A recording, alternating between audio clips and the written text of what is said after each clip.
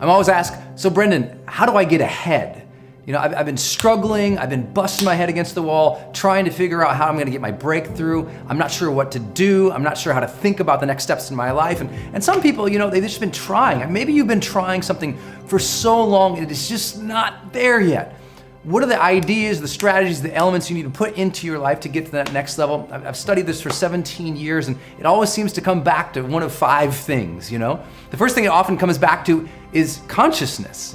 Becoming more aware of who you are and what you really want in your life. Some people would call it clarity, but I don't like clarity as much as I like the word consciousness, because it's hard to be clear about things in your life if you're not present and aware to them. So if you're trying to figure out how you're gonna get ahead, what is it specifically you wanna get ahead to? And is it what you really want? Because a lot of people just say, well, I wanna get ahead. And I say, what does that mean? They say, well, Brendon, I wanna make some more money. And I say, great, make money at what? And they say, well, I got this job, so I'm gonna try and get ahead here at this job. And I said, but is the job what you really wanna be doing in the first place? Because sometimes the busy work that you have in your life isn't your life's work, It isn't your real passion, your real drive, your real desire. That your work feels like a hobby. It feels like you get lost into it because it's so great and so fun. And so many people out there are lying to themselves saying, well, I couldn't make money at doing X thing. They have some big dream, but they say, I couldn't make money doing that. I say, what are you talking about? I know yoga instructors making 6 figures a year. I know piano teachers making 7 figures per year. You can't go online and not find someone crushing it in any given topic area of life today. The business opportunity is there. It's just, will you show up in a disciplined, intelligent way, which we'll talk about, right? So it's becoming conscious. What do you really deeply, truly desire to do? Because if you get ahead at things that you don't care about, maybe you're climbing the ladder or you're succeeding at something, but it's not your real thing, it'll eat at you. It'll eat you from the inside out. It'll deaden the soul. Because maybe you have some financial or material success at that thing, and maybe you even have some accolades. Maybe people appreciate you for it. Maybe you even paying people's mortgages and paying employees at it. But if it's not really your thing, then you're in trouble, because you'll never feel internally like you're getting ahead, because you won't integrate those successes to yourself because you don't find them meaningful. So getting ahead begins with becoming conscious to what is it you truly desire? What would you love to do? Because you can build a business model around anything today. That is the great gift of the online world. That is what we've seen over and over and over. Worldwide, people in any given area crushing it. So what do you want to do? That's where we begin. What do you truly consciously desire to do? Not what are you doing because you fell into it. That's not consciousness. Consciousness means consciously designing your life. Deciding who you are, deciding where you're gonna go and what you really want to accomplish.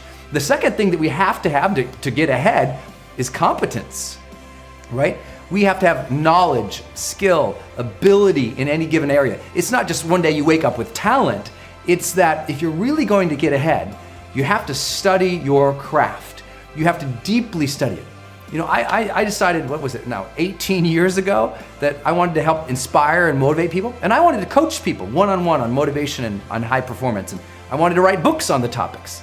So 18 years ago, I started reading a book a week on psychology, leadership, communication, marketing, anything I could get out of my hand about human behavior and high performance. I was studying everything I could in psychology every single week. Now, it's like people are like, wait, you've read a book a week for 17 years? And I don't brag about it. I'm not like, oh yeah, look at me. That was for my passion. I knew if I really wanted to succeed at something, I had to study it, and I had to study it deeply. And I couldn't, spend all this time doing all the other things. So I had to study my craft. The great artists of our past history, that's what they did. They did one thing. They had a true level of depth of study in that area. Now, maybe they dabbled in some other areas too, but they became famous because they studied one area. And so what's your area? What's the thing you need to study on? Develop a deep level of competence into how to do it and how that world works. Because, we have this saying in Montana that the time to have the map is before you enter the woods. But a lot of people have a dream and they run out into the woods and they just start trying stuff. And they take this path and this path and this path and this path. And because they didn't study best practices, Sunday, they wake up and they're lost. They're confused about who they are and where they're at, and they're in this dark forest of the unknown with no plan to get out. They had no idea. They just jumped into something. They didn't study before taking that leap.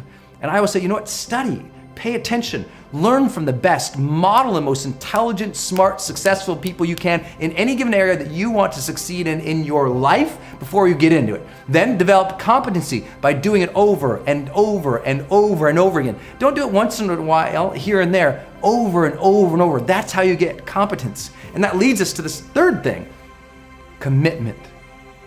If you really want to get ahead, it's going to take another level of commitment. I always say to people, they say, I want to get ahead, Brendon. I say, okay, well, if you're at this level of commitment, to get ahead means you're gonna have to go to this level of commitment. If you want to earn 10 times more, you're gonna have to go to 10 times more commitment in that area, aren't you? Right? You have to decide, okay, what is it specifically that I'm willing to give up and move out of the way now to focus on this thing to make it a success, to truly work harder in this area and smarter in this area. And really commit to it. And today, you know what commitment means? Getting rid of distractions.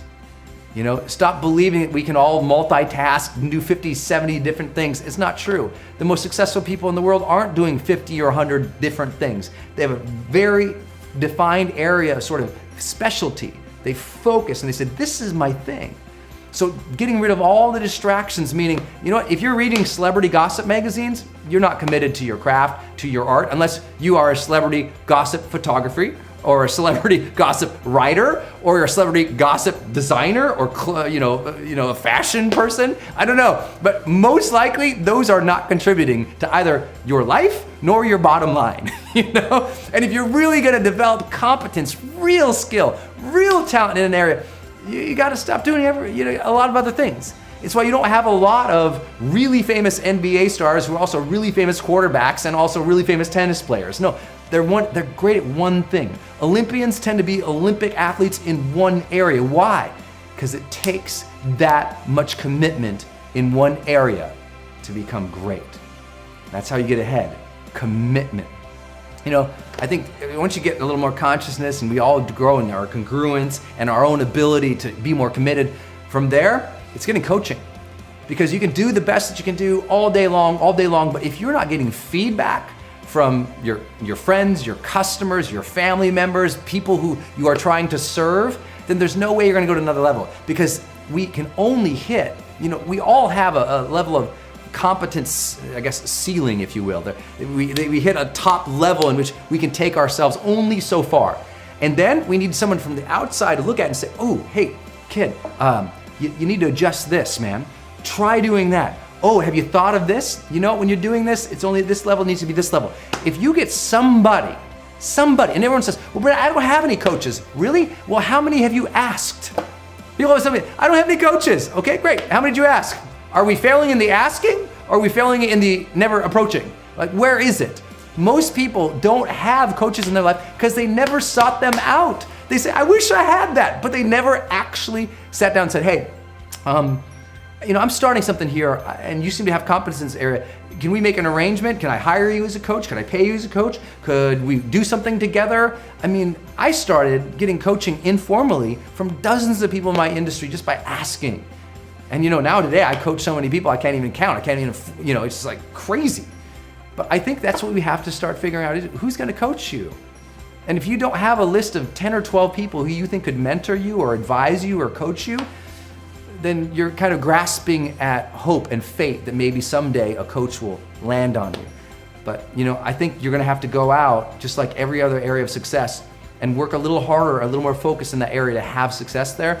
Same with coaching, you gotta go get a coach. And then finally, last piece, congruence.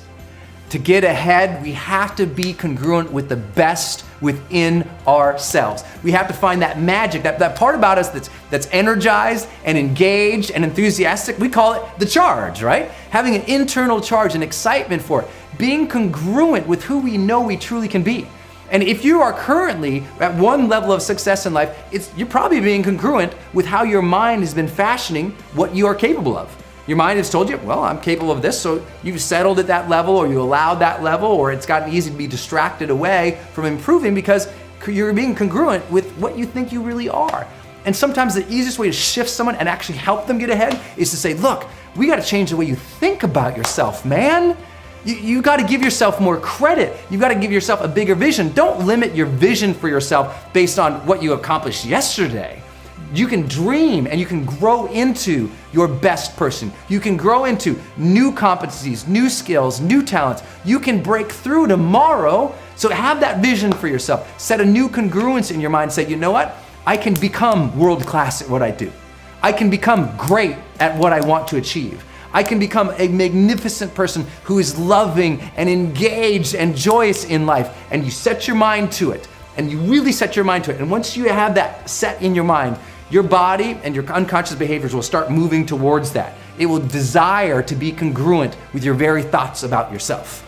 If we can do those things, just decide to be more conscious, decide to go get some competence in an area, decide to be more committed, go get a coach, and you can be congruent with the best within you, then you can live the charged life.